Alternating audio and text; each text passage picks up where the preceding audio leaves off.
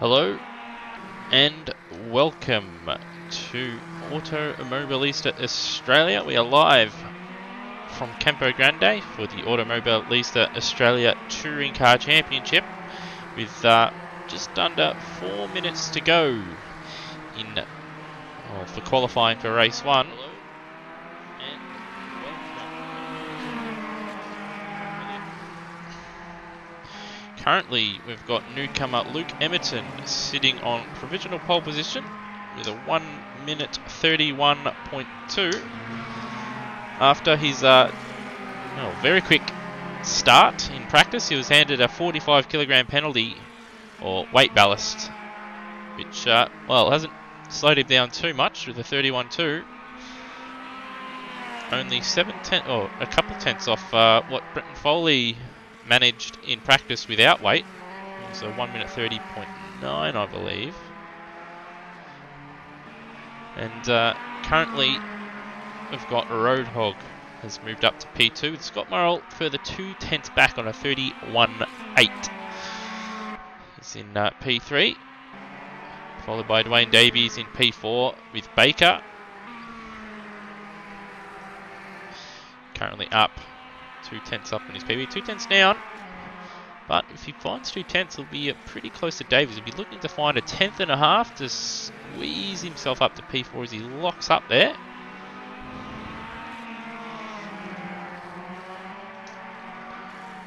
Through the penultimate turn, but it's really the last turn, and there's that little kink left, which I guess you could count as a turn. So Baker about to cross the line. What's he going to set? He's going to set a 1 minute 31.9. He does improve by 2 tenths, but he's still half a tenth off Dwayne Davies. So we'll have a look around, see if we can find any others on a time lap at the moment. We've got Luke Emerton on a lap. He's got his lights ablaze. Matt Williams in front of him on the road. So just about to cross the first split line. He's down 4 tenths, and that was, even though he's got traffic in front of him, I don't think it hindered him a bit. But that said, he does have a big back straight that perhaps he could claw back a tenth or two with Matt Williams in front of him.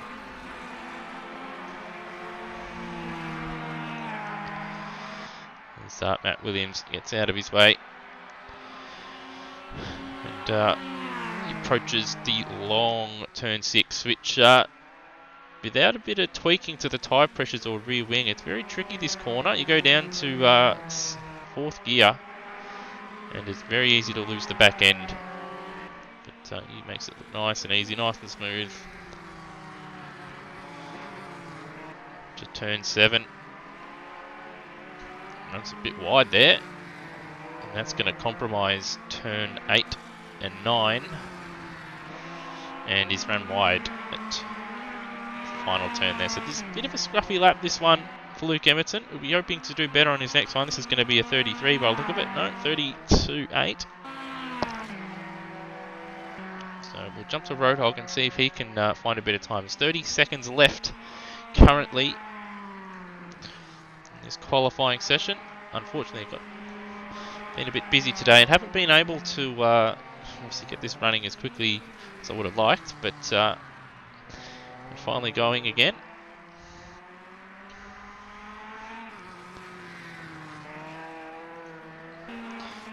No one really lighting up the timing screens at the moment. I do believe Topher is currently on his quickest first sector. Indeed he is. He's even up on the pole time at the moment. 4 tenths up in the middle sector. So he's just got to keep it together. We're right on board with Topher. Probably not the greatest line there through turn 7. That said, I don't think he would have lost too much time. Oh, it's got a little bit sideways through penultimate turn there. But what can he do? Topher crosses the line. He goes P2, he's just a 1/10.5 off. Obviously, yeah, I reckon that last corner cost him there.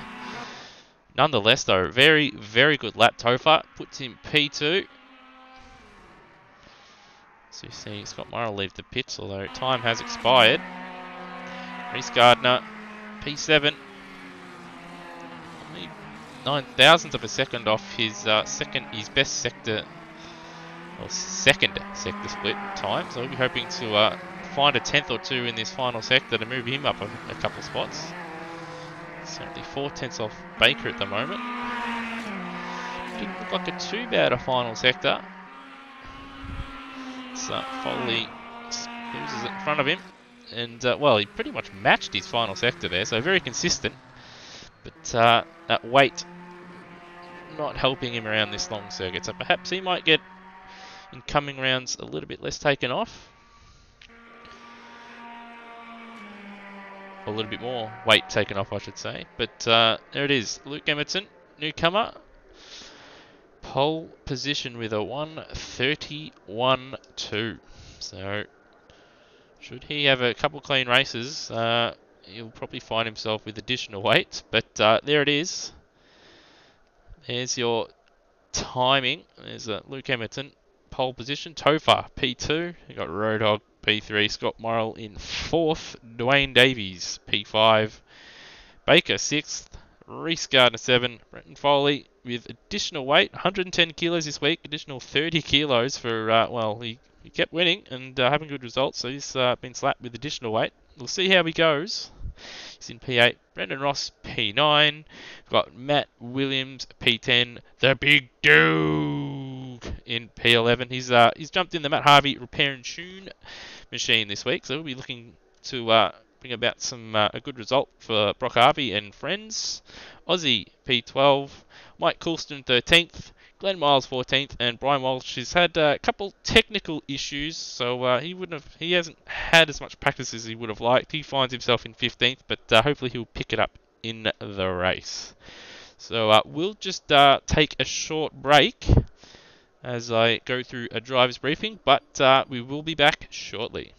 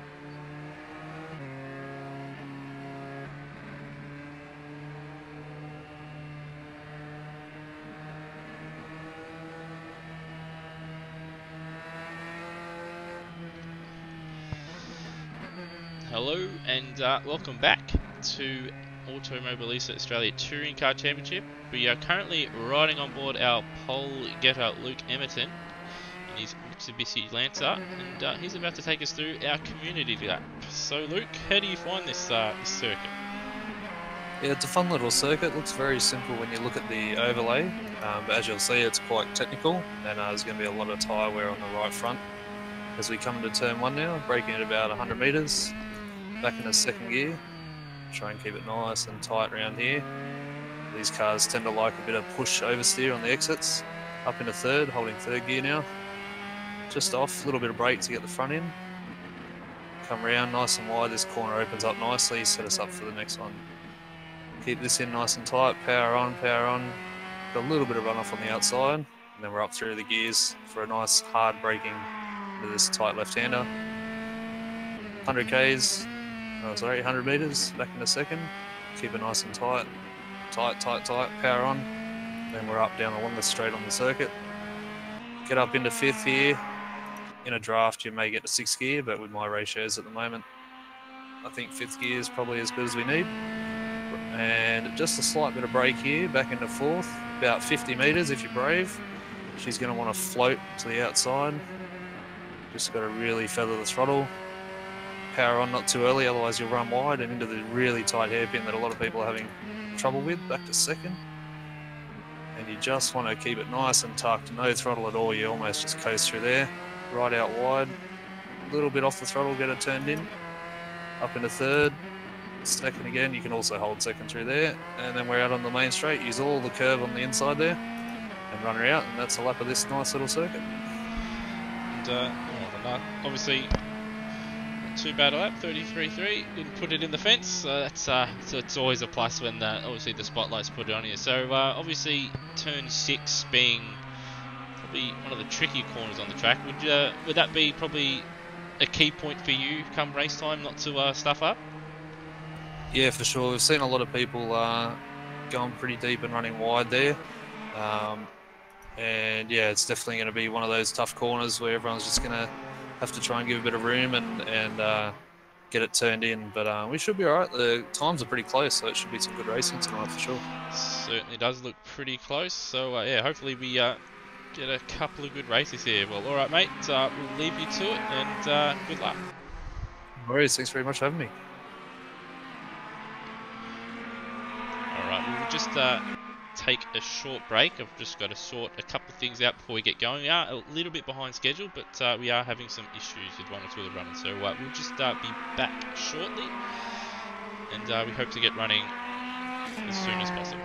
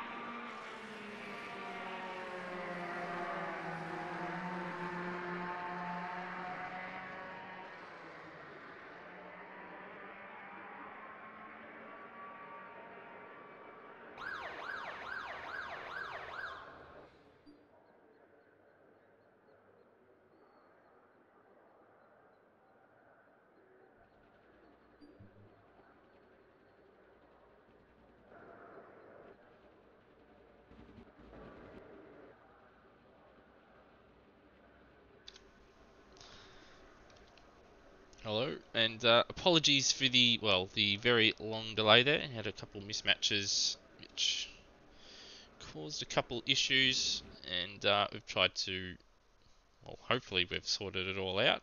Had 3 or 4 runners there that, yes, got the dreaded vehicle collision mismatch that, well, it come across a couple people last night in the GT3s, and it's happened in 1 or 2 of the other series as well of late. So hopefully the trend doesn't continue. But I believe everybody is on the grid. I believe so. 15 cars. Alright, we're away for our formation lap.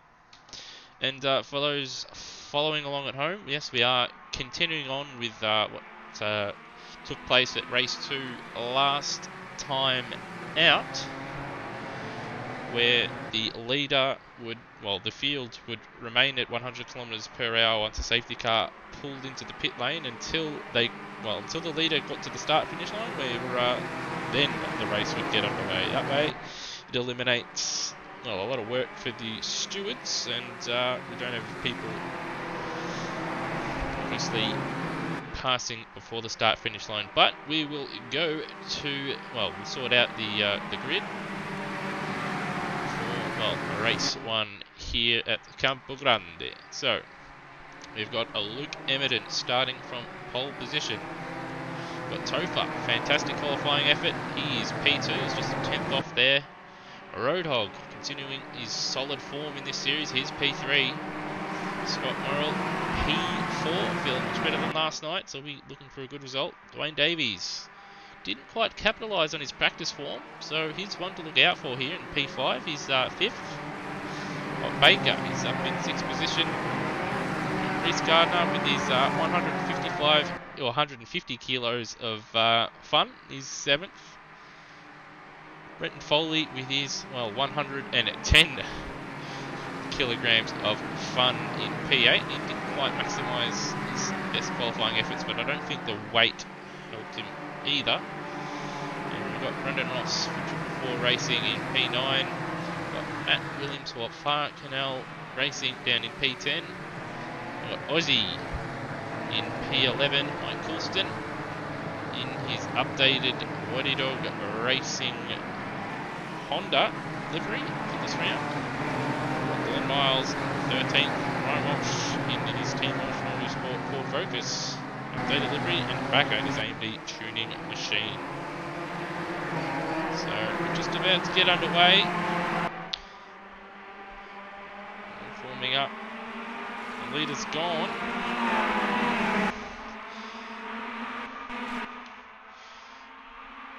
And looks like a little bit of a lock up for 1 or 2 of them there. A couple of them clipping the grass on the inside there. But looks like Dwayne Davies has got a great start. He's looking to pass Roadhog into turn 3. Might get there, so Dwayne Davies has got past Scott Morrill, who's dropped a spot. Stream through there. And yeah, Dwayne Davies all over the back of Roadhog at the moment. Dwayne Davies carrying a bit of additional weight this weekend.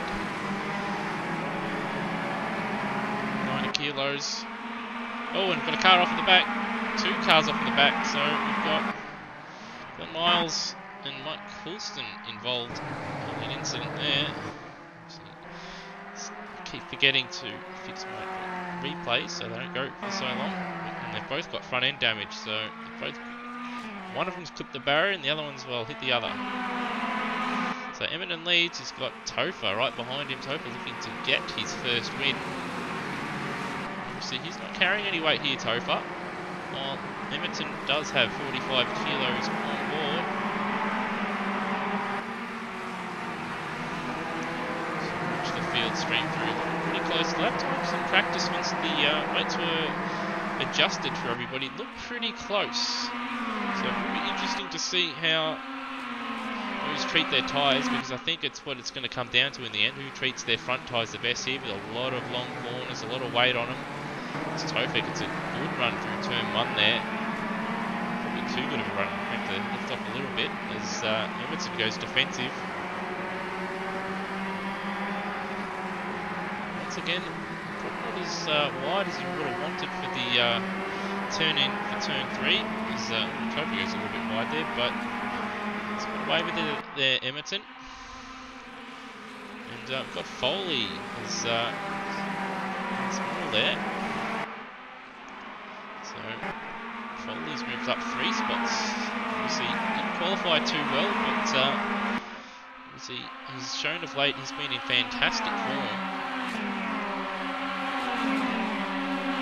I don't think that weight's probably helping him down the straight as a look into turn 6. We're in the driver's briefing. There's a couple of pointers thrown at the drivers to make an attempt to pass into there unless they were side by side. Reece Gardner, he's now all over the back. Scott Roll as well. Then we've got Ross, he's moved up a spot, and Baker, he's dropped down 3, so he's not at a good start. Matt Williams, normally he's one of the fast starters. He's not really going anywhere at the moment. Not going up, not going down. P10. Cracker, he's had a cracker of a start. He's up 5. He's hanging on to the back of that big midfield group. There's all the way from Davies in P4 down to Cracker in P11. It's only 4.5 seconds in it.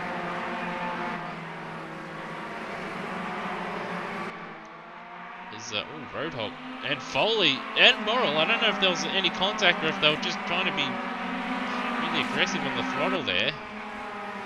So a couple of them running off.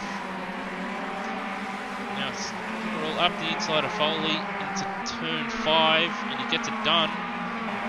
Gardner's going to have a look into T6, but that weight is killing him down the straight. Extra 40 kilos over Foley. Ducks back into the slipstream. Kill him down the straight and also kill him in the corner as well.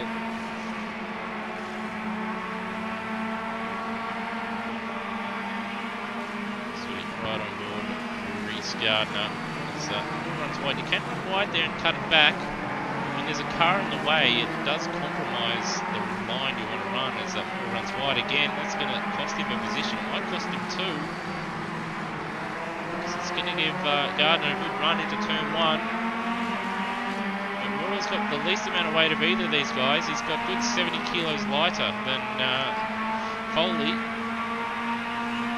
He's going to try and go around the outside of turn 1. Doesn't do it, and now he's left himself vulnerable to Gardner, who hugs the curb. But Morrill holds on. Now Ross having a look at Gardner. Turn 2, it's deceptively quick, as is T3. If you have a look at the track map, they seem like corners. They seem like corners that obviously a bit slow, but they're actually quite quick. And this battle pack continues, and now we've got Baker and Matt Williams duking it out for P9. As Baker runs wide there, and that's going to give Matt Williams one of the easiest positions, easiest overtakes. Now Cracker is having a look. He probably should be in the slipstream, but he's leaving that nose of that AMD tuning machine in the clear air there. Obviously he's in one of the new liveries this round, so it's good to see more custom liveries out there. Whether they painted them or not, it doesn't not matter. It's good to see a bit of variety out there. So we've been looking through the field. We've seen Topher has made a mistake and dropped back and finds himself behind Roadhog. And looking at the timing screen, it looks like he's in sector 1. Emerton, fastest lap of the race, 31.6. So that is impressive pace. And the next fastest lap was a 32.4 by Dwayne Davies. So Dwayne Davies again, he's continuing his very, very strong form. Currently ahead Brenton Foley, his championship rival. But he's not putting too many points on him, obviously, with Foley one position back. But Davies having... looks like Roadhog might have just been a little bit of lag. Looks like he gave Topher a little bit of a nudge there. In turn 5. Now down the long back straight. So right on board Roadhog. He's carrying 45 kilos. Davies behind, he's carrying a bit of weight as well. It's sort of hurting him down the straight, while Topher is not carrying anything.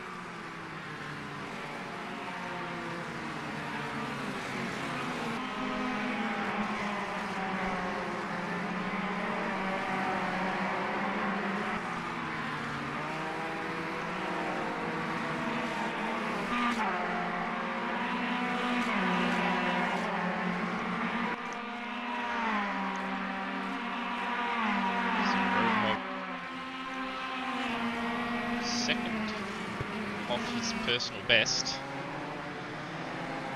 Topher has got back past. Sorry, I wasn't paying too much attention there. I was looking at some live timing and some other information. And now we've got Murrell and Foley side by side. Looks like Murrell's going to take that position back, and he does. So he's slowly recovering from his start.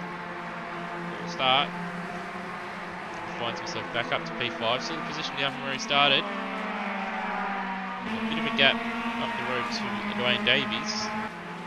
But he'll be glad to rid Foley as Gardner has a look and outbrakes himself a little bit. Again, turn 5 here, another deceptively quick corner. You can brake very late, carry some speed, understeer through the mid part, and then get a nice, once the car obviously starts to pull up, you can get a good slingshot out of the turn. As you see Foley all in the slipstream of Morrill. Probably got a bad exit, but that obviously carrying significantly less weight helped him down the straight. Foley was having a look. Just not quite fast enough, but Foley's going to send it up the inside of turn 7. And he's going to get it. He's got it. That's a good move there. Stayed close enough through turn 6. Obviously trusts his brake. Well, he's very good under braking in all the shoes he's been in. Certainly got a very good feel of that brake pedal, and that's helped him there. Dwayne Davies is now the next man down the road. He's dropped off the back of Roadhog. Davies on that last lap, 32.4, while Roadhog and Topher at 32.0s. Sorry, Topher 32.0 and Roadhog at 32.6. Emerton 32.0 on that lap as well. So Topher, much the race leader, but he's got a good 2.2 seconds over him at the moment. So obviously that mistake early on lap 2 or 3 hurt him quite a bit. So he's going to have to string together a couple of laps to try and get within slipstream range, I think. So he doesn't have any weight, so that will help him, or should help him, in regards to the tyre situation. And Foley has dropped behind Murrell again, and Reece Gardner's got in front of him. So Foley's a bit of a yo-yo at the moment.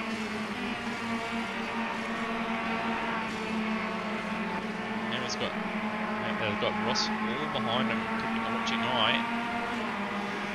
Foley having a look at Gardner, all braking pretty late. Gardner runs wide. Foley sees the gap and goes for it. It's Gardner a little wide. Well, Ross can't capitalise because he ran wide into turn 8. It's gone down to first there. It's grabbed too many gears down low, and that's cost him. He would have had a good run on Gardner otherwise. Go back, and that leads up to P9. He's got Cracker behind him. And Baker, he's dropped further back. He's down in 11th now. On that last lap, setting a PB. So we've got some different lines of Williams there through turn 1. It's not quite showing the impressive pace he had at the previous round.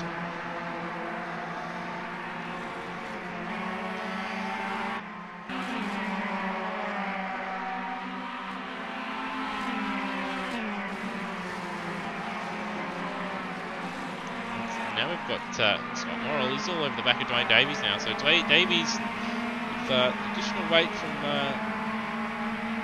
obviously being successful, qualified fairly well and was alright early on. Obviously his tyres probably not in the best condition due to that added weight. which is something we're used to, because throughout the season he's normally someone that hasn't started races particularly well, and then as the race goes on has come on a bit stronger. But this race so far, he's started very well and has had an impressive pace, but obviously those tyres not the best condition right now, as he's understeering quite a bit. Now he's got an angry pack behind him. He's got obviously Scott Morrill, Brenton Foley, his championship rival, Reece Gardner and Brendan Ross, well, within 2 seconds. And he's now 2.5 seconds behind Roadhog. As we see Ross move up behind Gardner there, so these guys have been inseparable all race. Unfortunately, the front three are sort of eking their way further away, but all of them go wide there except for Davies. Ross drops back behind all of them again, but that said, he's still side by side with Gardner. Gardner runs wide again, but it shouldn't hurt him too much. He got on the power slightly earlier than Ross there. That said, he's got 150 kilos. Ross has 0 additional kilos, and even gives him a little bit of a pump there, and that's killed the momentum. And I've got Morrill side by side with Davies. They're still side by side. I don't know how Davies has held on for so long there, but he's held it around the outside. Oh, so both brake late. There's slight contact. They're both off. They're both off, and well, it's dropped them back behind all of them now. Morrill outbroke himself a little bit, but he then got a slight tap from Davies, who outbroke himself. And now we've got Cracker having a go at Williams, and he's got Baker right behind him for company as well. So now we might go 3 wide here into turn 1. Williams has got the better drive out of the 3 of them, and he'll retain 9th. Cracker is not giving up.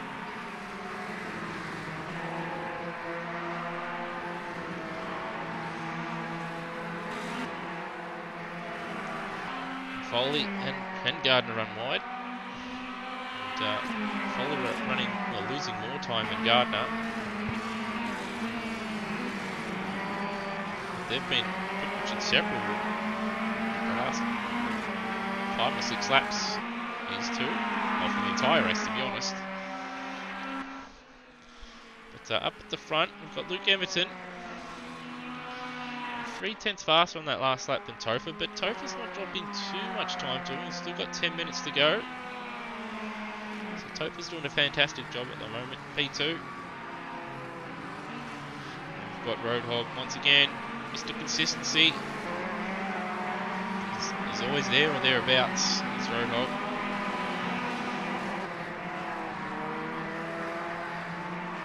Finds himself. He's 2.3. He's probably slow. Sort of ebbing and flowing between himself and Topher a little bit. 2 seconds to 2.5 seconds. And he's got 3.5 over Foley behind, who's, well, once again, got Gardner still behind him, and now Ross has caught them again. So Ross probably should be pulling away. He should be ahead of them. He has been ahead of Gardner for sure. He might have even been ahead of Foley for a short period, but he makes a mistake and finds himself behind him again.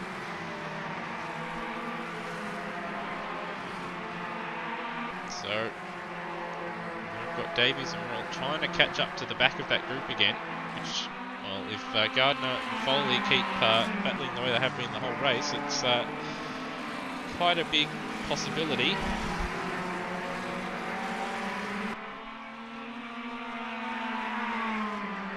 So as we see, Topher, Roadhog, there's Foley, Gardner, Ross, Davies, Morrill, Williams has got Cracker behind him. And then there is Baker.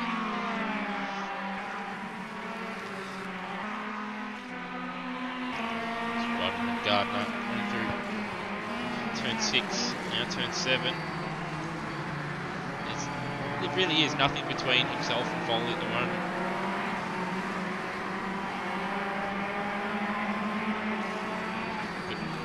exit out of turn 8 there. Solid exit out of turn 9, but then he just loses it. That weight is killing him down that straight, or down every straight. But on that lap, his tyres seem to be okay. 32.7. That's his fastest lap. So 12 laps in, his tyres aren't too bad, and now he's side by side, but he's on the wrong side. Foley going into turn 2. Can he get him on the switchback though? Not quite. Corner's too quick. Foley runs wide. I don't think those front tyres of his are in too good a shape. Gardner, he is close enough to have a dive. It's not really a big enough braking zone. He needs a tighter corner there to make that attempt to dive. So once again, he's going to have to stick in that slipstream. And he's got Brendan Ross right behind him, who does have, well, he doesn't have any worries of weight. And he probably, no, he gives him a bump. So obviously Ross doesn't want to pass him into here. Playing a bit conservative. He gets it sideways there through 6. Power is like, oh, Gardner onto the grass there. He keeps it going. He doesn't lock up. It's a nice save there from Gardner. Once again, Ross, he seems to have a bit of trouble at turn 8 there. Every time I've been on board with him through that corner, he seems to just run wide. If he got that right, he'd have a really good run, a really good chance of passing Gardner and Foley to turn 1.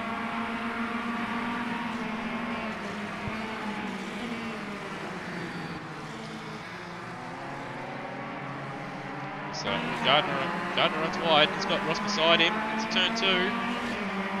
Ross hasn't got the ideal line. He gives it up. But again, that's going to compromise Gardner. It's going to give Foley a bit of vital breathing room.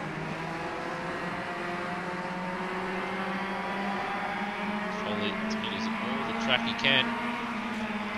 Ross has got a good run. Decides not to go for a move into turn 5. Really make one down the back straight here. Probably could have got on the throttle a bit earlier. Now, well, Dwayne Davies and Scott Morrill, they're closing in. This is Ross, but once again, that exit out of turn 5, if he had got on the throttle a bit earlier, he would have had a very good run. Gardner takes a unique line over the curbing there. Goes defensive into 7. Ross brakes a bit later. Can take that wider line and tuck in at 7, but Ross doesn't want to take it. Finally gets turn 8 right. Can he get 9 right? Give himself a good chance into turn 1. And once again, I don't think he does go down to first gear there, and it does compromise him a bit. Now Davies has got an okay run on him. Morrill's got a run on Davies. But thinks better of it. Cracker. Williams still going at it. So just run through the field for a moment.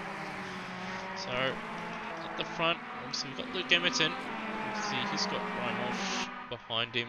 And between Emerton, well obviously between Emerton and Topher is Brian Walsh, and then we've got obviously Topher in P2. He's doing a fantastic job at the moment. 3.1 behind Emerton at the moment.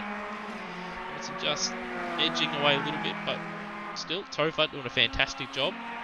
We've got Roadhog, Mr. Consistency, P3, and then Foley. It's got a little bit of a gap, but that said, Gardner is closing in. He's in P5. Brendan Ross, he's dropped a little bit off Gardner now, and he's thinking about what's behind him than what's in front. He's in P6. We've got Dwayne Davies P7. He was up a couple of spots, but he qualified a bit higher. But a couple of mistakes in the mid part of this race has cost him a bit. He was in P4 at one stage, and ahead of championship rival Brent Foley. Scott Morrill, he's in 8th. He started P4, and yeah, again, these little mistakes keep costing him at every round, and he finds himself down in P8. at the back of this this battle pack that's raged all race, as we see Gardner make a move for Foley into turn 1, and he's finally got him. He has looked quite a bit faster through the corners, this Gardner, but the weight down the vital straights has cost him, and he's finally gotten ahead of Foley. So can he just stretch away a little bit from Foley a little bit, as well, all Gardner, Foley, Ross and Davies all use as much as the apron as they can. So we go back. Merrill was on the marbles there at turn 5. We go back and there's Williams. Matt Williams for Far Canal Racing in P9. Both he and Crack have had a... well, they've battled all throughout the race, as we see Cracker in his brand new liveried AMV tuning Mitsubishi Lancer. He's looking to go around the outside into turn 6 here. Right on board with him.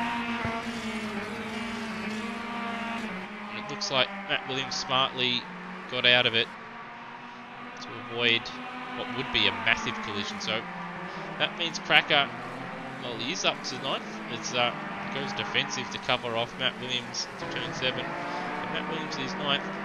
So he hasn't moved from his qualifying spot, which is quite rare. Normally he's one of those drivers that he always seems to nab 4 or 5 spots at the start of a race. And go back up, and Reese Gardner finally gets ahead of the pack. It's ahead of Brenton Foley, and he's made a mistake. And now we've got Dwayne Davies in front of Brenton Foley, and Ross finds himself in P4. So it's just up and down. These guys keep making mistakes. One of them will get to the... It's an Indian file line. Any of those that have played any kind of football or soccer or any kind of those sports, there's a fitness drill where someone at the front of the line or someone at the back of the line, there will be a group of obviously the players, and they'll all jog around the oval, and the one at the back will sprint to the front, and then the next one at the back will sprint to the front. It's like that at the moment, but in reverse. So I think we'll call it the AMS Oz file, because one of them will get to the front and then they'll make a mistake, and then the next one will. So Ross currently occupies P4. He's up 5 spots. So he's had a fantastic race, and they've unfortunately got Brian Walsh in front of him, who's, well, he's gone to the extremes of going off the road to get out of their way. And now Davies has gone for the inside. A little bit of contact, but nothing naughty there. So now Davies finds himself up 1 spot from where he started. So it's been a very good lap and a half for Dwayne Davies. He finds himself into P4, and we've got a yellow flag. That is Glenn Miles in the Lucent 6 Sport machine. Unfortunately, he finds himself, well, DNFing with 2 laps to go, as the timer has just gone, well, quadruple zeros. So, was Foley almost runs at the back of Ross there. Now Morrill finds himself in front of Gardner. So we were running through the field. Matt Williams is in 10th. Baker 11th. He's dropped up to the back of Williams. Aussie's had a lonely race for the most part. I think he's in 12th. Brian Walsh in his new machine, a very good look delivery. He's in 13th. And Mike Coulston, I think he's had a bit of a rough run. He finds himself 14 laps down. But he's still going. Glenn Miles, unfortunately, our only retirement. But still, I think that's almost a record with only 1 retirement, and that's come, well, right at the death pretty much. But Eminem, he leads by 6.3 seconds, so he's continuously eked out a little bit of a gap over Topher. And Topher, he's sort of eked out a bit of a gap over Roadhog, and Roadhog, he's sort of remained consistently about 3.5 seconds in front of the raging battle pack for P4, as we see Foley give Dwayne Davies a bit of a nudge. So once again, this pack has formed up nicely for the final lap. So can Dwayne Davies hold on and nab some vital points on Foley for the championship? He does need to, well, stay in front of him as best he can, but Foley's got a good run into turn 1 here, and Davies hasn't really defended it. Foley's going to go for it, I believe. He is. Always giving Davies a bit of a nudge there. Get a move on, son. But Davies has none of it. Stays firm. wide on board Foley for a moment. Davies runs a bit wide, but so does Foley. Oh, and that's cost Davies, and then Ross is also off. They're all off. And that's going to give Merle a good run on Ross. Oh, and he outbroke himself and almost drilled the back of Ross, and that's going to drop him back behind Gardner now. So Gardner's back up to 7th. And Davies running wide there, cost him badly. But not too badly, because Ross behind him also ran wide. So Davies worked his way back up to 5th and then 4th, and then got his way to 4th finally, and then obviously those front tyres screaming, but we've cut to the front, and Luke Emerton, another newcomer, and he takes another newcomer and another race winner. He's had a couple of those, and Topher, he had a fantastic run. He finishes P2. Looks like he's going to try and take out our race winner.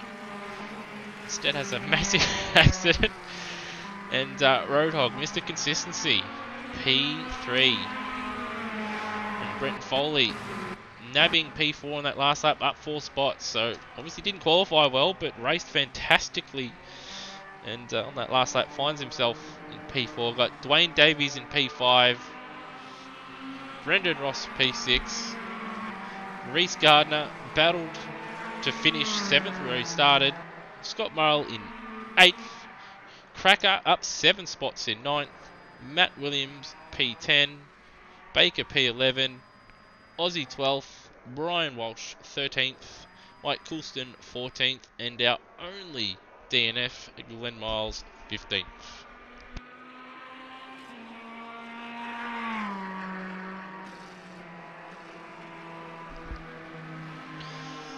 So that was a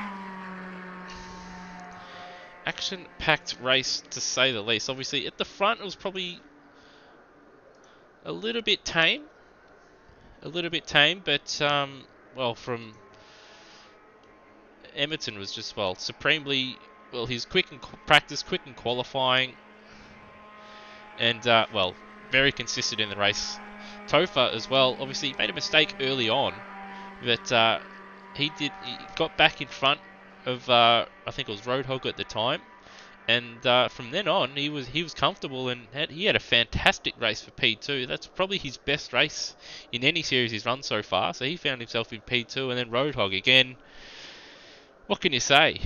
Just Mr. I say it every time. He's Mr. Consistency. He's just always there. And then obviously Brenton Foley started 8th, didn't have a great qualifying session, but he battled all race. Both he and Reece were inseparable. And then obviously you had Brendan Ross mix it up, and then Dwayne Davies, he was there, dropped off, and then found his way into 4th at the start of the final lap, but unfortunately couldn't hold on and keep 4th position, and Foley took it off him. So that's more points for Foley. It's a bigger gap in the lead for Foley in the championship. And Davies again, he battled hard, 5th, and then we had obviously Ross. He probably should have finished 4th. He had the least amount of weight of all those, but he doesn't have any weight. But he'd get in front of him and then make a mistake.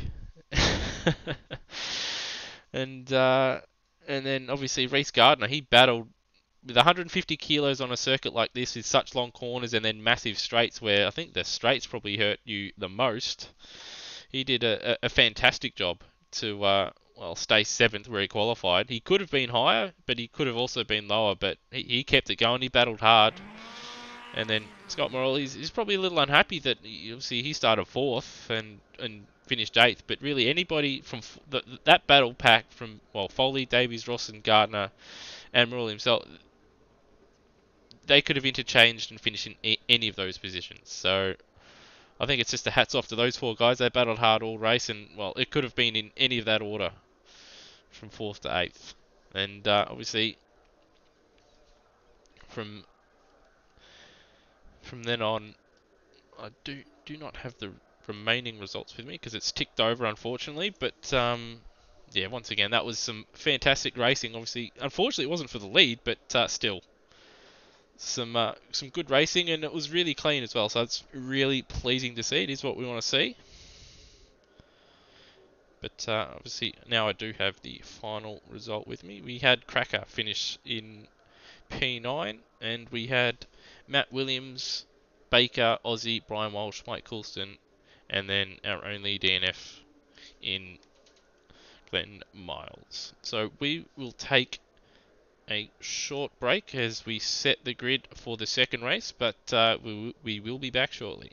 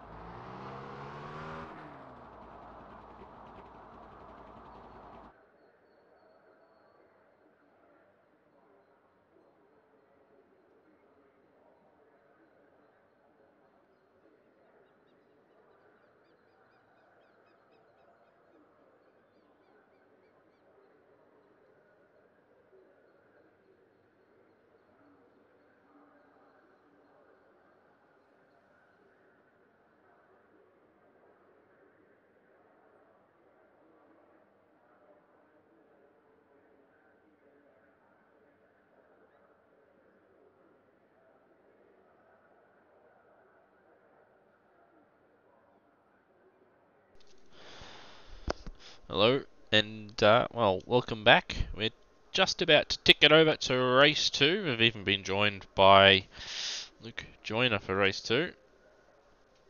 So, hopefully everybody is ready. They have been warned. Once again, do apologise for the later broadcast. We have had one or two minor hiccups with some mismatches. But doesn't look like anybody's been kicked, so that's a start, and it looks like everybody is in the correct positions on the grid as well. So that's always a plus. So for race 2, reverse grid. Obviously, round 1 saw, well, I think it was just about everybody's first experience with a reverse grid, and well, with AI, I guess some people could just barge their way through, but with other human players, we did see massive accident, or it was more like multiple accidents that all converged into one big one. Hopefully we do not see that this time around, as we're just about to get underway. As you can see, Mike Coulston will lead us away. He's in an updated livery, we'll say, not a brand new livery. It's largely the same with the white and red, but certainly that livery looks much better with the addition of some new sponsors on the front, back and sides. So Mike Coulston for Woody Dog Racing will lead us away, and we have Brian Walsh in, well, his new ride as well, brand new livery Ford Focus.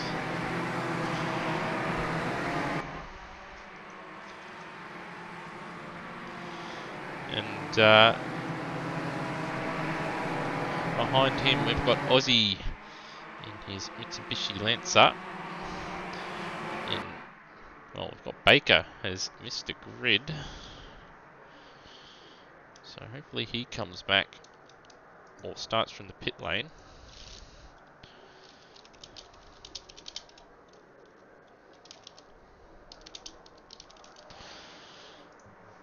He was meant to start 4th. Got Matt Williams. He is P5 for Far Canal Racing. Cracker, I think Cracker had a fantastic battle for 9th and 10th throughout the entire race. Here's another one in a brand new livery for the AMD Tuning Racing Lancer team.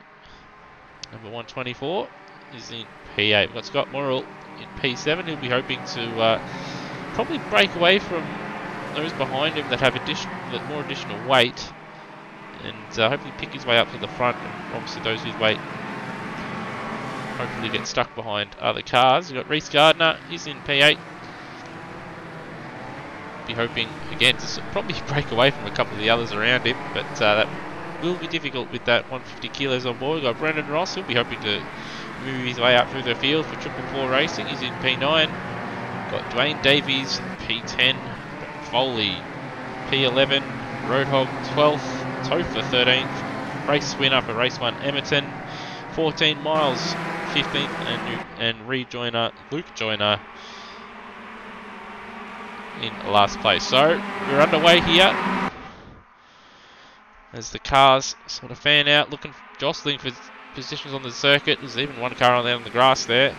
Williams way up the inside. He's up into P2. He's had a cracker of a start. And Dane Davis, there's Brian Walsh around, and there's one of the Lancers, and Luke Joyner, and one of those Lancers, I believe that's Cracker. Yes, it is. He's missing a rear wing, so unfortunately he's been caught up in that. But as Baker does indeed get away from the pit lane. So Coulston leads. He's had a nice clean start, and Williams moves up 3 spots into turn 1. And he finds himself in P2. So if he could get through here, get through early, he could be in with a good shot of taking home a win. Obviously, his early days, 25 minutes plus an extra lap. And he's got Ross behind him now. He goes side by side with Coulston. Coulston runs wide and gets on the marbles, lost the back end, and did collect Matt Williams drops through the field. Well, probably drop him.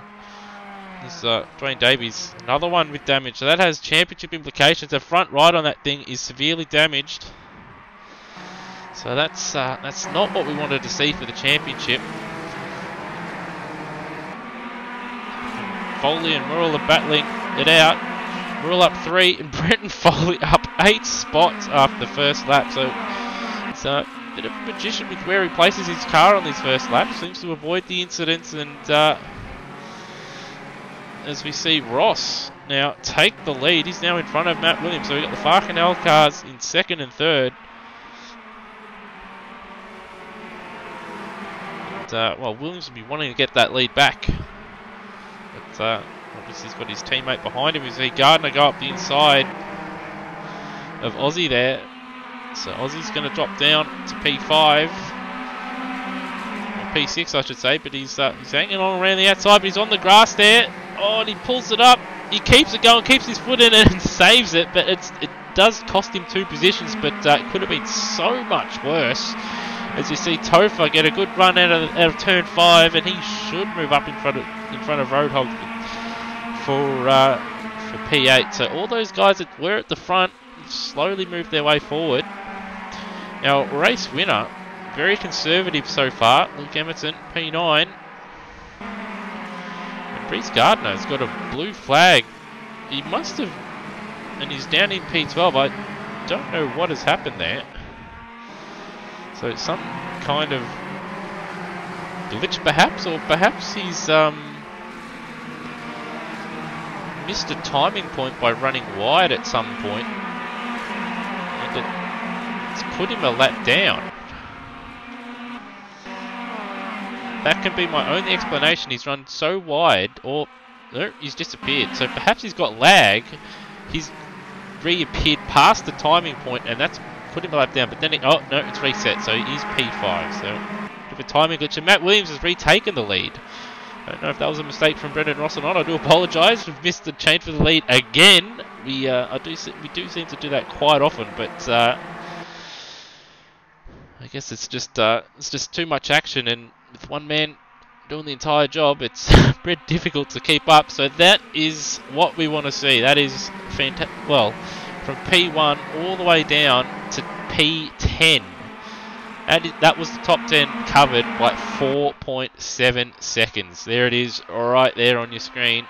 So Williams, Ross, Foley, Murrell, Gardner, Topher, Joyner, Roadhog, Emerton and Aussie.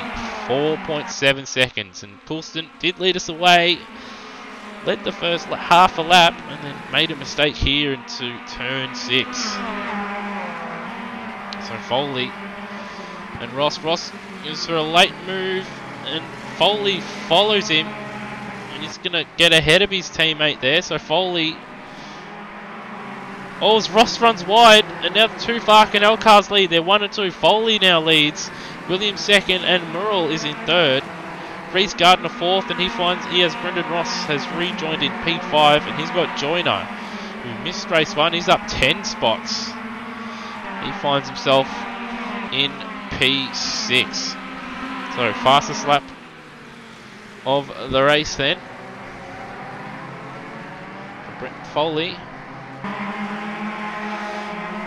As we see Roadhog and Topher continue to battle it out. So Topher must have made a slight mistake there and allowed Roadhog to open the door again. And now Emerton's now having a look at Roadhog.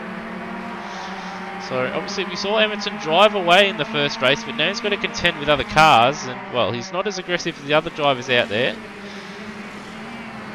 just wants to get a good haul of points. And as we saw, if he does not make a mistake, he probably will end up in front of these guys, because he did see quite a few mistakes from a few of the runners in front of him. So 2 Farcanel Corollas sort of broken away a little bit. Obviously Foley's got a little bit of a gap over Williams, and Williams has got a little bit of a gap over Murrell, who's got Ross right behind him, and Reece Gardner is probably sick of seeing that rear bumper of Brendan Ross there, as Murrell runs wide in front of him. Gardner also runs wide. now Topher is starting to join the fray, and well, Emerson's found his way in front of Roadhog. Don't know if Roadhog made a mistake, but Emerson is starting to look a little bit racy and sets the fastest lap, 33.043. Only fractionally faster than Brenton Foley's fastest lap.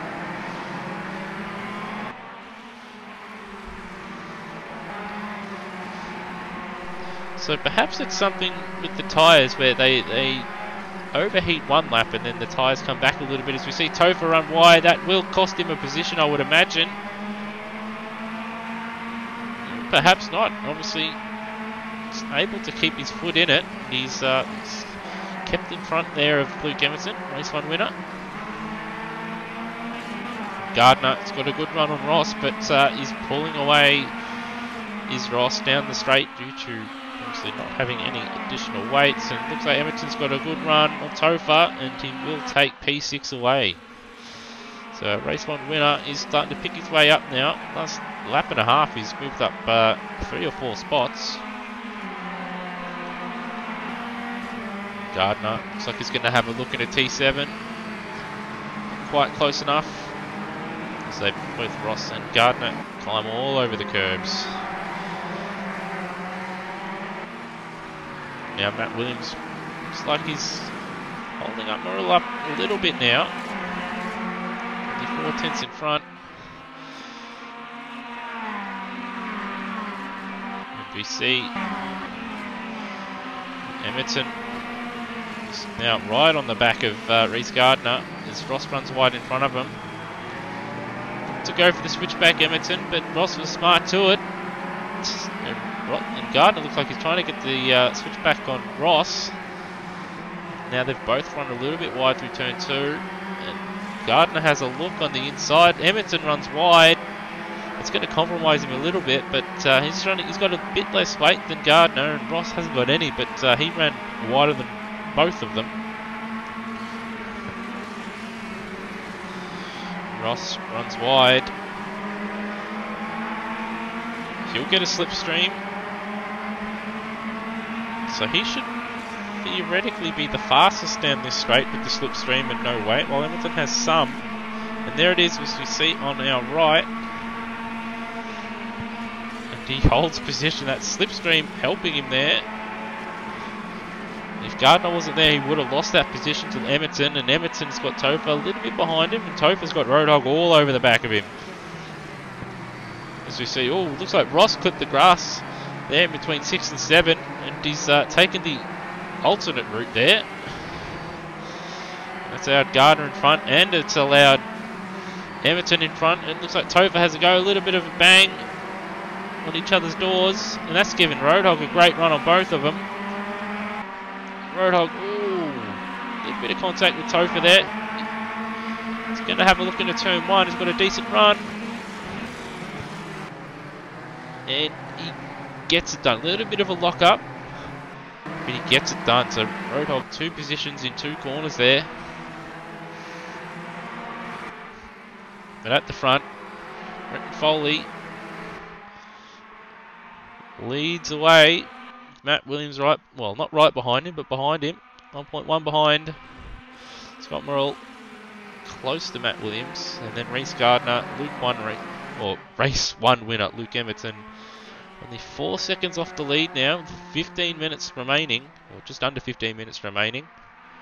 So he's not out of it either. And Morrill's got a good run on Williams. Williams goes defensive early. Morrill's just got a much better run out of turn 5, but Williams has the line and holds the position for now. Scott was fast down the straight. And we have been joined by a random Dwayne Davies.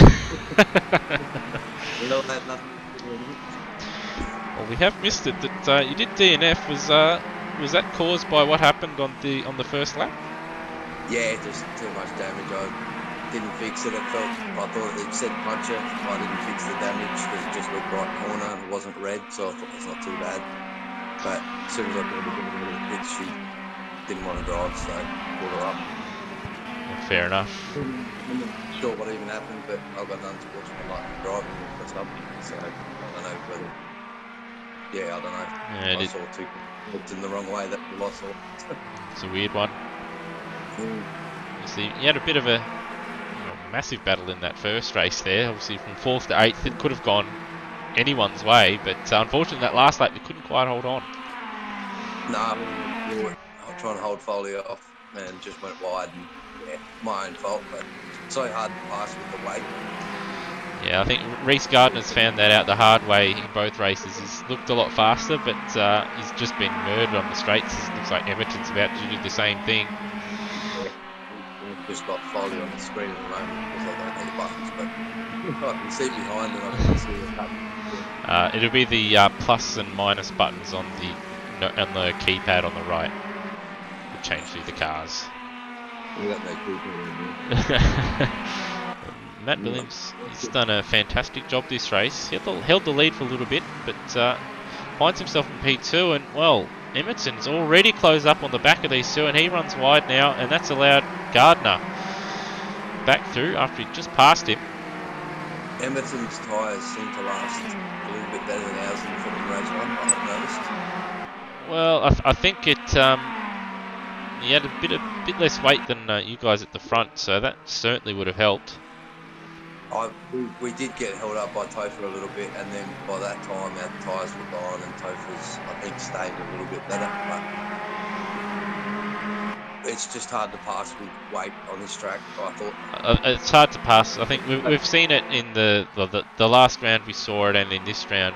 Gardner is probably a perfect example, is that if you're right on board with someone, like he's had especially when he's been behind Ross, he'd have a better exit coming out of turn 5, and even though he's right behind him in his slipstream, Ross just drove away. Yeah. So one behind Ross, I was flat. I was almost catching him through the corner, like hand over foot, and then we did the straight. But see you later.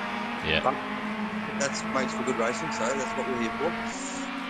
That's it, and looks like Luke is going to get Reece back, as once again Matt Williams goes defensive into turn 6. He's got off well, actually.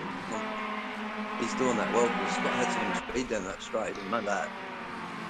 Scott, the last time around, was very quick down the straight, but Matt went defensive early, and if you have the inside line there and you pull it up, you're not going to get overtaken. You just got to worry about turn 7 after that. That's right. Yeah. I mean, I sort of let Scott take that inside. I thought if he can pull it up, he's going to pull it up. But he obviously couldn't in the first race.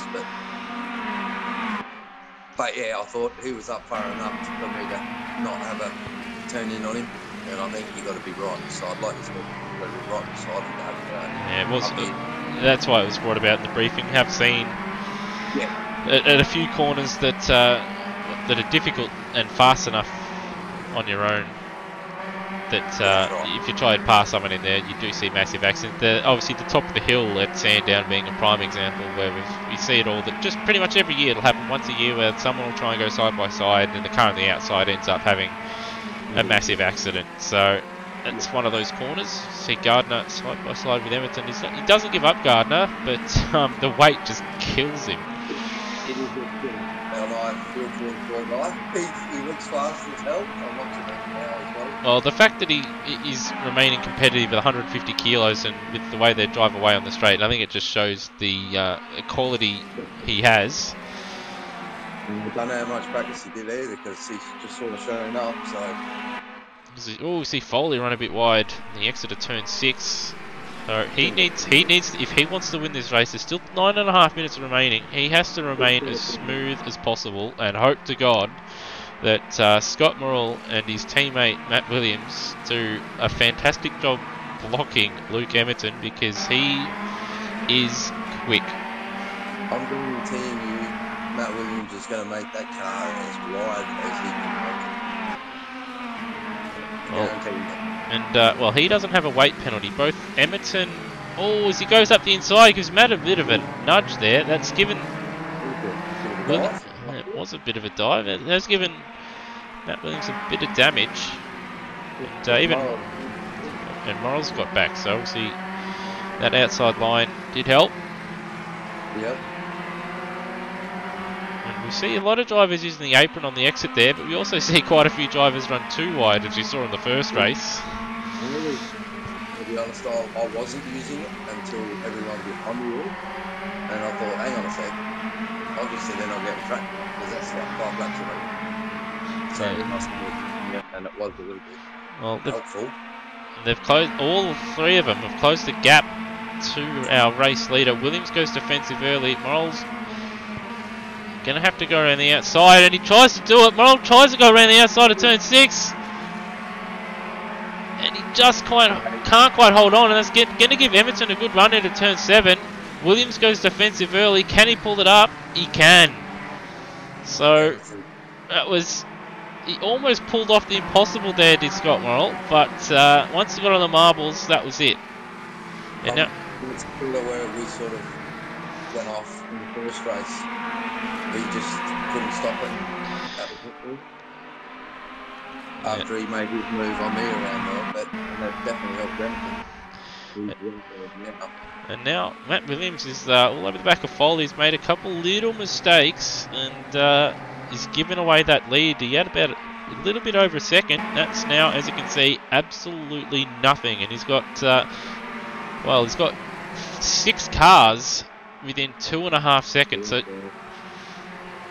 So any of these guys can't really afford to make a mistake, because half of them was pretty much run off the track there. I couldn't pick which one that was, but it was all of them.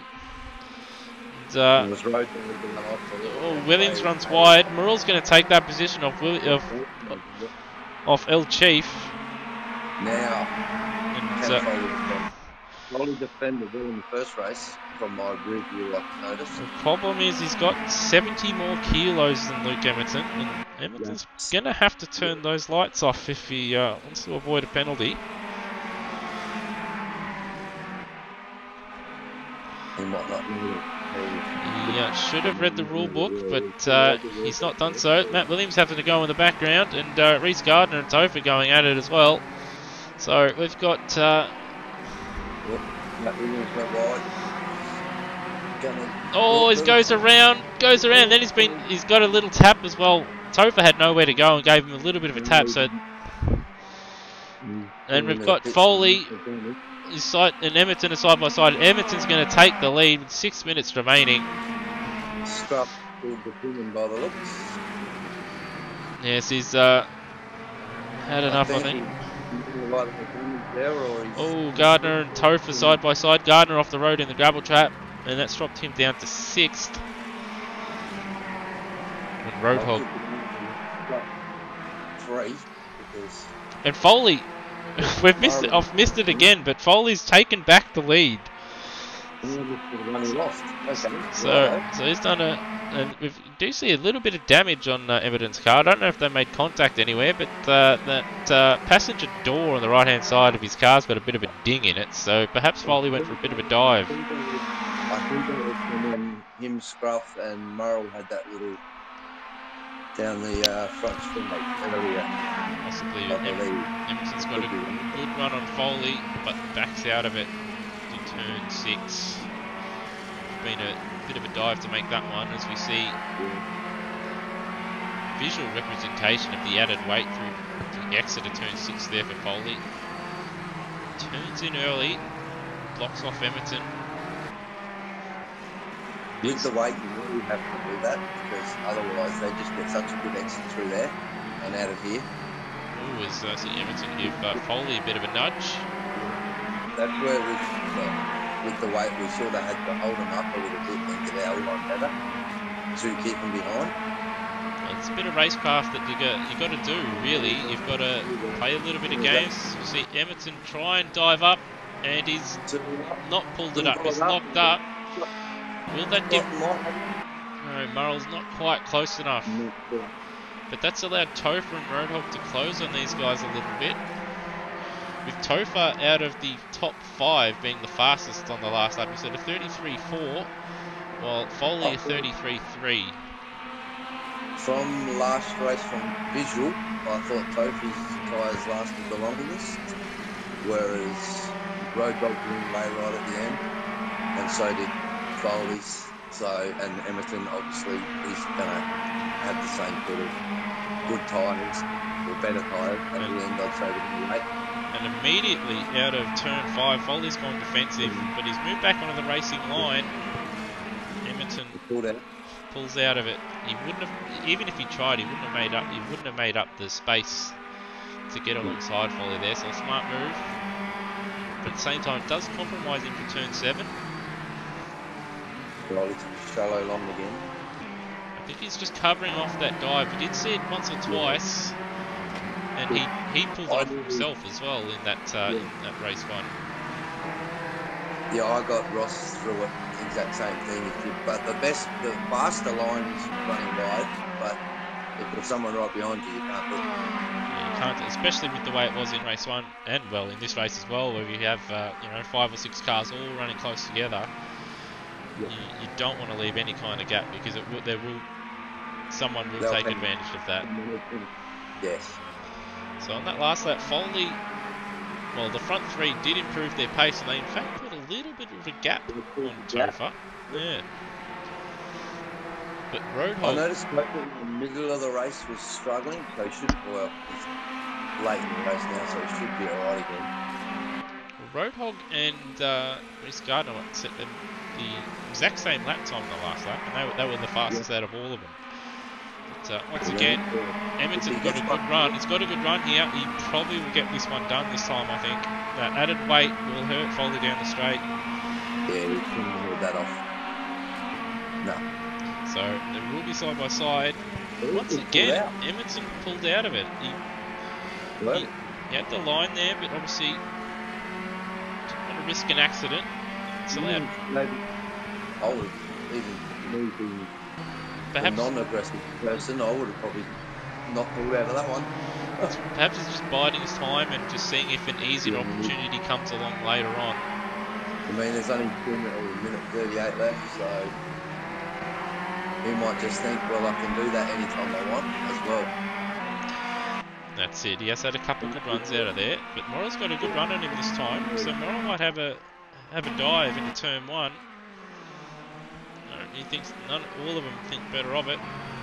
There's Foley's wide. A little bit of contact, but he will have the inside to turn 2. Will he go for it? No, he doesn't go for it. Didn't quite have the power as he said, and unfortunately, that probably will be the end of the race unless Emerton makes a mistake, because Foley's just not going to have the straight line speed to stick with him. So Emerton moves into the lead with a minute remaining. I just don't think all his tyres would be good enough either at this point. Obviously, he's not going to have the straight line speed, and yeah, those tyres will be a bit worn down. Yeah. It's still looking pretty racy right now. Do apologise for not going back and seeing further down the field, but it's just at the front we've had so many, well, just the front 6 really have all battled hard together. It's been hard to obviously go back and go through the field. I'm just looking at some times up the top, and nothing overly close. Rock and Coulston are probably the closest, with a couple of seconds at 8th and 9th. Yeah, and then the rest we can sort of see. So Ross made a couple of mistakes and dropped himself down the field. He's just as fast as any of these guys at the front, really. But I couldn't punch. Yeah, it took me 3 minutes to get him, and I had to sort of make a dive at the top of the wheel. Murrell wants to go to the outside. Let's see a race leader lock up, and we're all having a look. Foley, and now Foley. He's not Foley. Topher. He's not far behind him now either. No, he's right into it. So if these guys make a mistake, Topher could nab his 2nd podium. Could even nab 2nd place. Yep. Foley goes defensive into turn 5. Breaks early.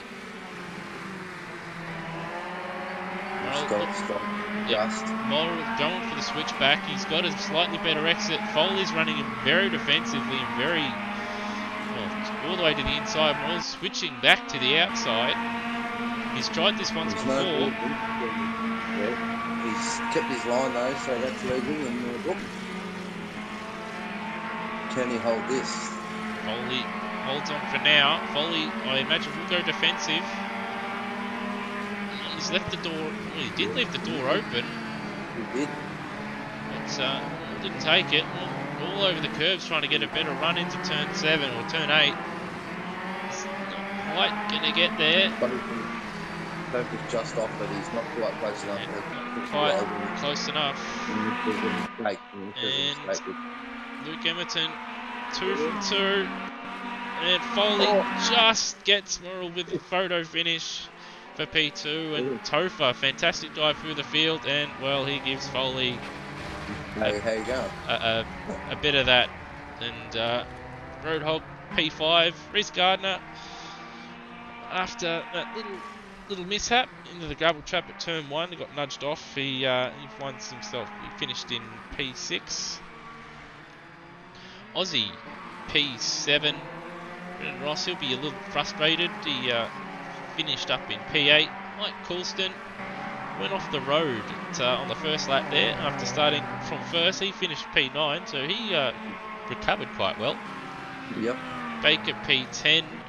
Luke Joyner, he was up there at the beginning of the race. He was up to P5 or 6, I believe, at one point, but dropped down the field. He's going to cross the line for P11. And then Glenn Miles, with 3 corners remaining, he will finish in P12. And get some points, which is annoying me. No, I went back into racer mode, and I'm like, the points right there. Glenn Miles finished, and there he is, flashing his lights. He's happy. Get some points. Cracker, 13th. Brian Walsh, 14th. And Matt Williams, the first of our retirements, the other being the man joining us in the commentary booth, Dwayne Davies. So we've had 2 fantastic races. I think the next race will probably see Luke Emerton immediately jump up with probably matching weights with Brenton Foley, I imagine, with 110 kilos. I should get like 1 kilo maybe. That sounds an awfully lot like 255. Ah, damn it. And looks like Luke Emerton's realised these are front wheel drive, and you can't do doughies in them, but you can do reverse doughies, which, Look at it straight away. When you take them as I say, in every broadcast in these things, this is what we tune in for. Unfortunately, we don't have 5 other cars doing it in unison, but there's one for you. I never could have done boards with the way my car was handling.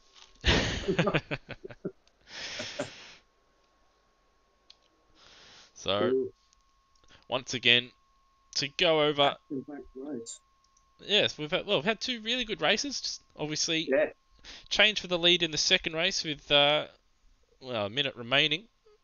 It's just a shame it wasn't a new race winner, but obviously Luke, as we can see, very proficient. Did say prior to his community lap that he does have experience in iRacing, so that's probably going to, and obviously with the pace he's shown, probably going to earn him a Pro A license immediately. And but once again, his class in qualifying and in race 1 he just drove away and was never headed. Race 2, he was early on in the race, he was a bit timid, but he picked his way through the field nice and cleanly, and then took the lead right at the end. Was calm and calculated.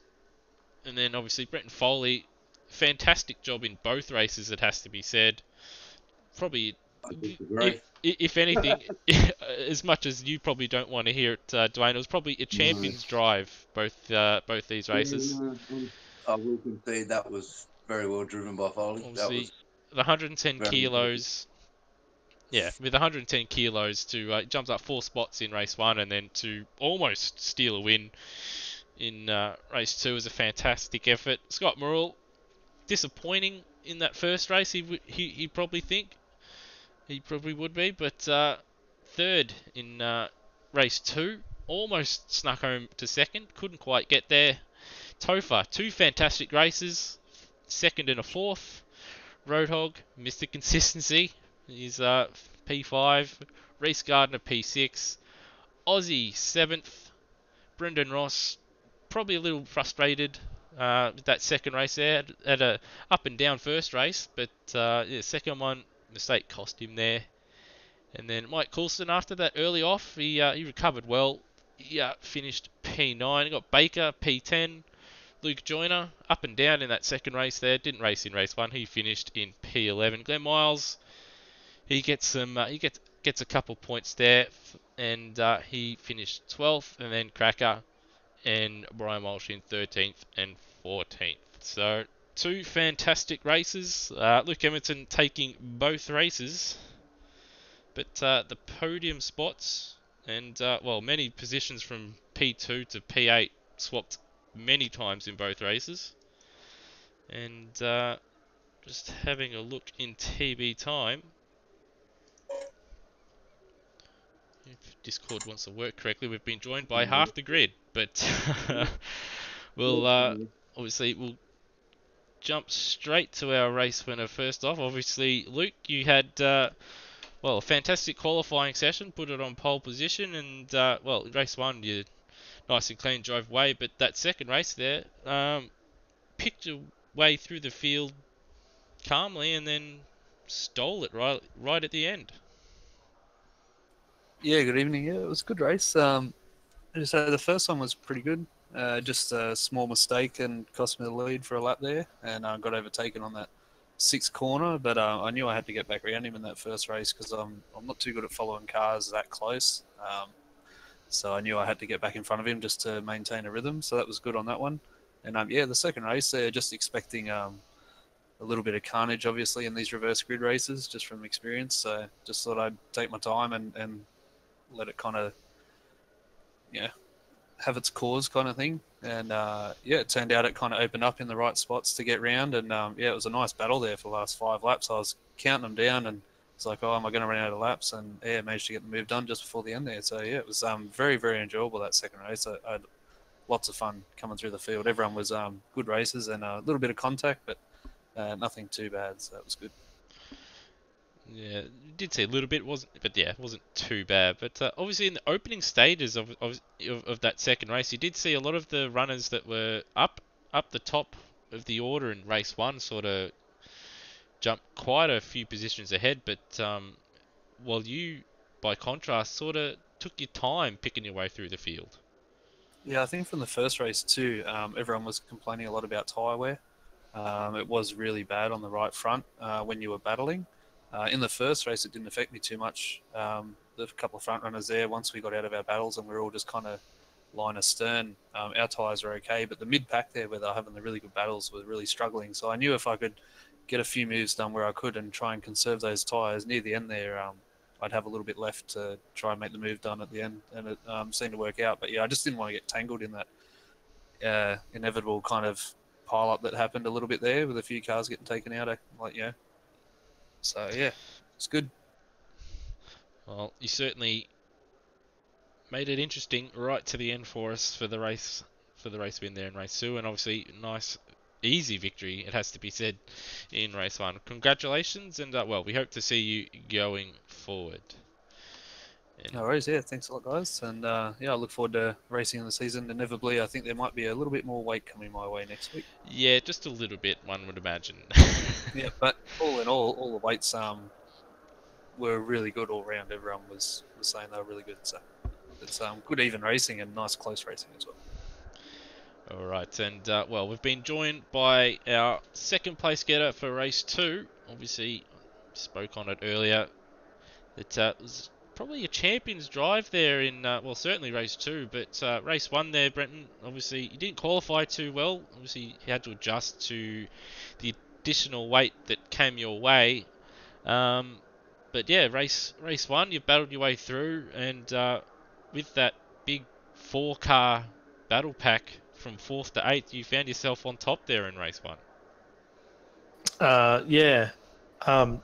Adjusting to the weight was difficult. I knew it was coming, but I just wasn't prepared to change the setup a little bit. And speaking of the tyre degradation, I had to set my car up, obviously, because I was going to get beat in the straights. I set it up for corners, and by the end of the race, the tyres were pretty much shot. I think by the end of race 1, I was on like 27% at the front, and the end of race 2, I was at 21%. So used them a bit. Yeah, that is quite. For those that are a little bit unfamiliar with Automobilista and tyre wear, anything under 30% is well, it's not ideal. So you held on there, and then obviously in race 2, you had your teammate helping you out for a bit there, and you did a fantastic job to find yourself, well, to pick your way up and get into the lead and hold it for so long. But unfortunately, just wasn't quite to be there. Yeah, well, I kind of just took advantage of every gap that opened up in the first few laps and found myself in third. And then Matt was battling with, I think it was Brendan Ross, and kind of left a gap open for me, and I got away. And I figured that I knew Luke was faster, and I knew he was going to be coming, so I just kind of went as fast as I can to get as big a gap as possible. But doing that, I did use my tyres even more, and Matt did a terrific job at holding him back for as long as he could.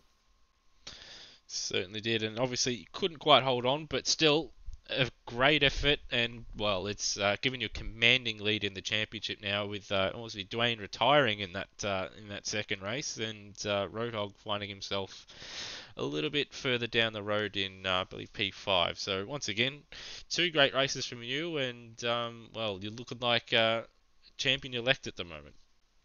Oh, thank you very much, and thanks to everyone I was racing. Everyone raced very fairly tonight. And well, we've also been joined by Cowboy, also known as Scott Murrell. Up and down weekend, qualified well, and then obviously things didn't quite go to plan in race 1, but you fought back well there in race 2 and almost stole P2. Yeah, those Brenton Foley and Scruff, the way they put their cars just make it near impossible. Especially Foley, that car was twice as wide as what it looks. Well, it did look like he left a little bit of an opening on that final lap there into turn 7, but he didn't want to go for it. So we thought it was a little bit of a strange one, but obviously he didn't want to risk causing a big accident there on the final lap. Yeah, exactly right. Just the tyre wear in the first race, I was down to 18. I abused them. I was able to save them a bit more in the second race, but by the end they were going. Had to be careful. Car, all it wanted to do was push, and the last thing I wanted to do was take out Foley after such a brilliant race. That's it, and obviously, well, race 1, I guess result-wise probably wasn't a great race, but certainly the racing, well, for us watching, and I guess for you guys participating, was pretty entertaining. How do you think race 1 went for you personally? I had a blast. No, I wouldn't have cared if I came first or eighth in that one. It was just good fun. Made a couple of mistakes, and where I lost it was pushing too hard to come back. Just absolutely destroyed the fronts, and from there it was just damage control. Obviously, the front tyres, we did think going into this race that it would be probably the big important point, and it's certainly proved to be with the front tyres going down to 18% on yours and under 30% on Foley's car. So not a bad result in the end, I think, in race 2 there. And obviously you're happy with the action you had in race 1, but yeah, obviously a couple of mistakes again that seem to always creep into your races in well, certainly the first races anyway. So you're looking hopefully in future rounds to probably eliminate that, and you might end up with a win or a podium. Yeah, experience. By the time the first race, all the bugs are gone. Kind of know the track. Need more practice. Fair enough. Well, that is just about all we have time for. Unfortunately, we have run a little bit over schedule with a couple of problems and hiccups that we've had. But for those that have tuned in, thank you for joining us. Coming up for Automobilista Australia this week on Thursday, we have the V8 Supercars from the Barber International Raceway. I believe that's its correct name, or Barber Motorsports Park. I can't. It's one of the two. Coming up this Thursday. And on Sunday we have the Argentinian Grand Prix in the F1 1997 series. So we'll be hoping to see a few more people show up to that one. And in the Rookie Cup on Monday night in the Mini Challenge cars, we have... Let me bring up... I'm trying to look for the calendar for the Rookie Cup. I do apologise. It is Yacarapagua, the Curva Sol layout. So good luck to those trying to pronounce that name. I've practiced it once or twice, and I think I've got it right, but can't say for sure. But for those that have joined us and for those that have raced, thanks for tuning in, and thanks for giving us a fantastic show here for round 7 of the Automobilista Australia Touring Car Championship, and we hope to see you on Thursday night. Thank you very much.